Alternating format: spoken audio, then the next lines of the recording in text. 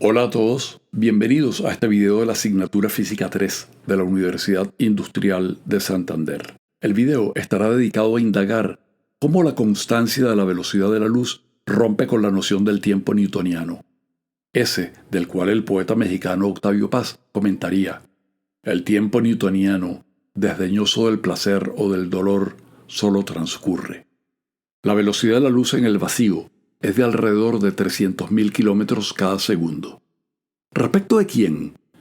Respecto de cualquier observador que la mida. Notemos que en cierto modo comparte algo de lo que ocurre con el sonido. Su velocidad no depende de la velocidad de la fuente.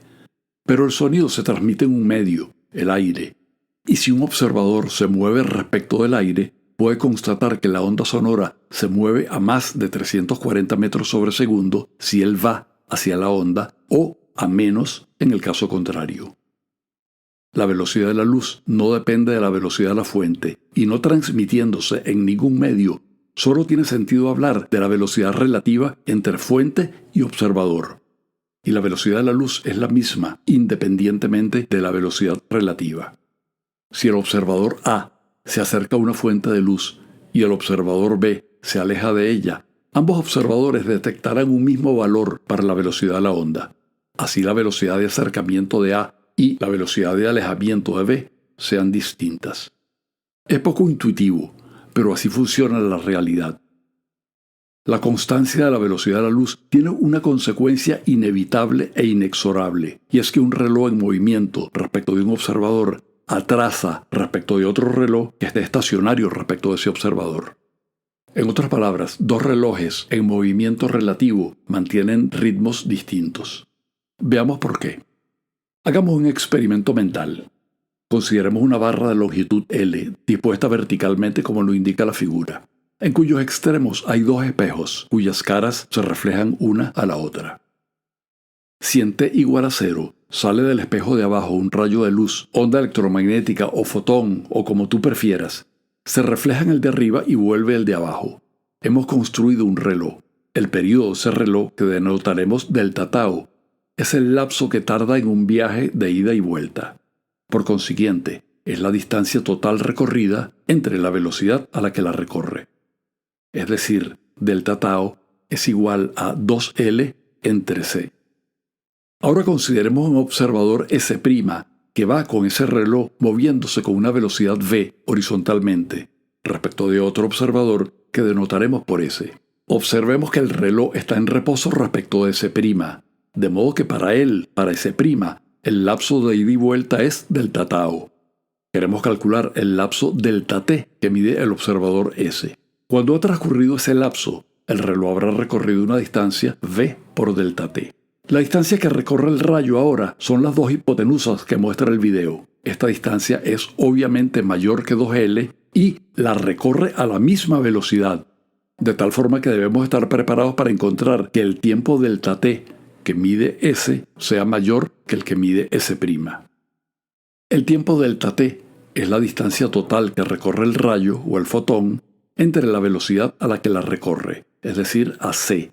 Delta t es 2 veces la hipotenusa h dividido por c. Expresando la hipotenusa en términos de los catetos L y v por delta t entre 2, obtenemos la ecuación que muestra el video. Todo lo que resta es despejar de esta ecuación delta t, que aparece a ambos lados de la ecuación. Elevando ambos miembros de esta ecuación al cuadrado, obtenemos de nuevo la ecuación que constatamos en el video. Multiplicando el paréntesis y pasando el segundo sumando al lado izquierdo, factorizando por delta t para despejarlo, obtenemos que delta t al cuadrado por el paréntesis 1 menos b cuadrado entre c cuadrado es igual a 4l cuadrado entre c cuadrado. Sacando raíz cuadrada, obtenemos que delta t multiplicado por la raíz de 1 menos b cuadrado entre c cuadrado es igual a 2l entre c. Finalmente, despejando delta t y advirtiendo que 2l entre c es precisamente delta tau, el tiempo que mide el observador que tiene el reloj en reposo, resulta que delta t es delta tau dividido entre la raíz de 1 menos b cuadrado entre c cuadrado. Esa es la relación buscada. El lapso entre la salida de la luz y la llegada de nuevo al espejo de abajo difiere para ambos observadores. Para S' es delta tau, mientras que para S es un lapso mayor, dado por la última ecuación. Para velocidades ordinarias, humanas digamos, la relación v cuadrado entre c cuadrado es despreciablemente pequeña frente a 1. En esas circunstancias, delta t coincide con delta tau y recobramos la noción de tiempo absoluto de Newton. El lapso entre dos eventos no depende de quién los mida. Pero supongamos que la velocidad es muy alta. Imaginemos que delta tau es 1 hora y que la velocidad es el 60% de la velocidad de la luz. Es decir, v entre c es 6 décimos. Entonces, delta t es 1 hora dividida entre la raíz de 1 menos 6 décimos elevado al cuadrado.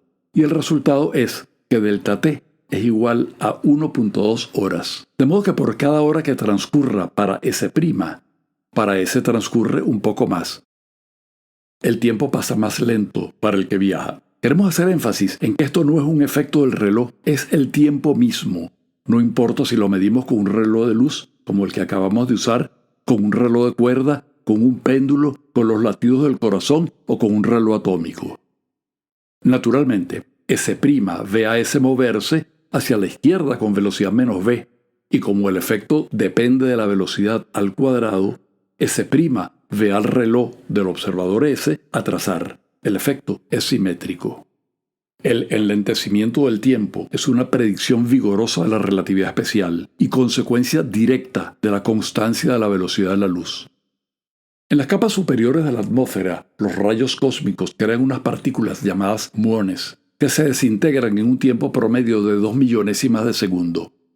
En ese lapso tan breve, ni siquiera viajando al 98% de la velocidad de la luz podrían atravesar los 15 kilómetros de nuestra atmósfera. Sin embargo, se detectan muones a nivel del mar. ¿Cómo es posible? La explicación es que ellos se desintegran en 2 millonésimas de segundo si están en reposo, en el laboratorio por ejemplo, pero ellos van a una gran velocidad, de modo que su reloj va más lento y les da tiempo de llegar a la superficie de la Tierra. Esta fue una de las primeras confirmaciones de la relatividad especial. Un aspecto muy relacionado con esto es la llamada paradoja de los gemelos. Nacen dos gemelos. Uno se queda en la Tierra y otro viaja inmediatamente en una nave espacial al 60% de la velocidad de la luz. Y cuando en la Tierra han transcurrido 10 años, se regresa a la misma velocidad. Tarda 10 años más y llega a tiempo para la celebración de los 20 años de su hermano.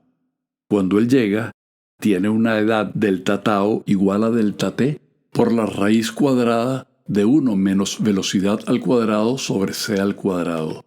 Insertando los valores numéricos, resulta 16 años. El gemelo viajero es un adolescente de 16 años, mientras que su hermano tiene 20. Y no hay paradoja. La situación esta vez no es simétrica. Uno solo revierte su velocidad, el viajero. La única paradoja es que a más de 115 años de formulada la relatividad especial, hay quienes crean que eso es paradójico. Puede lucir extraño, pero no paradójico. Es una predicción, y una predicción confirmada, no con gemelos, pero en 1971, Hubble y Keating hicieron un experimento con relojes atómicos, exquisitamente sincronizados.